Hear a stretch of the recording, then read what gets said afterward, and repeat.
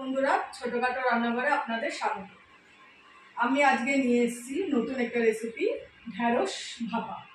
দেখতে থাকুন রেসিপিটা কিভাবে বানাই, আর পুরোপুরি নিরামিষ। প্রথমে আমি টিফিন কারির মধ্যে সর্ষে বাটা আর কাঁচা লঙ্কা বাটা আগেই বেটে রেখেছিলাম, আমি টিফিন কারির মধ্যে দিয়ে দেবো।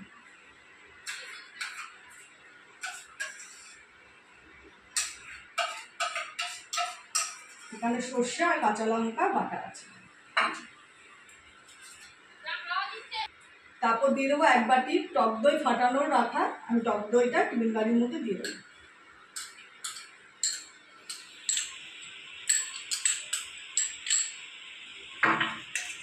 এরপরে এখানে হলুদ, লঙ্কার গুঁড়ো আর লবণ রাখা আছে, এটা আমি ঢেলে দেবো। আর দিয়ে দেবো পরিমাণ মতো সরষের তেল।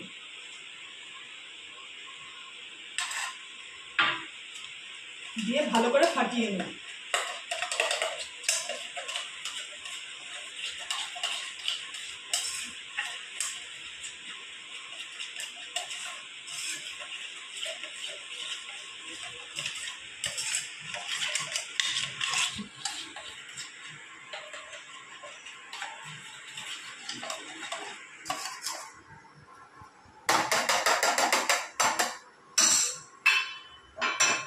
এবার আমি দিয়ে দেবো এক এক করে সব ঢ্যাঁড়সগুলো।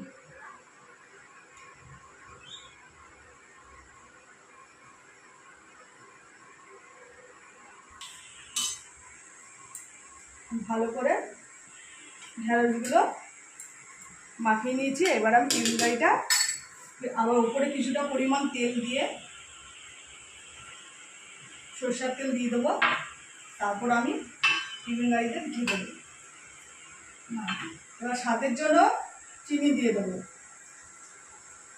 যারা মিষ্টি খান তারা দিতেও পারেন, চাইলে আবার নাও দিতে পারেন। দিয়ে একটু নেড়ে চেড়ে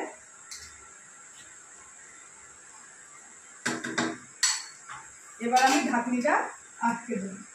দিয়ে আমি আগে জল ফুটাতে দিয়ে দিয়েছি। এবার স্ট্যান্ডটা বসিয়ে আমি টিফিন কারিটা ছেড়ে দেবো।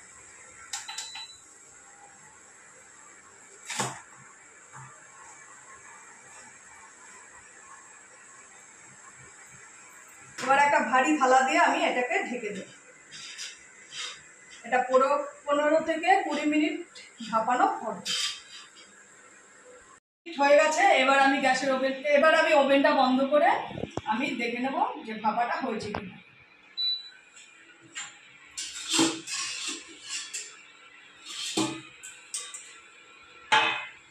একটু ঠান্ডা হলে আমি তারপর খুলে আপনাদের দেখাবো আমার ঢ্যাঁড়স ভাপা।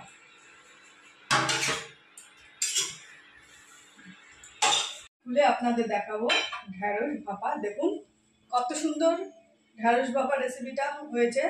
এরকম নিরামিষ ঢ্যাঁড়স ভাপা আপনারা নিরামিষ দিনে করে খাবেন, খুবই অসাধারণ লাগবে।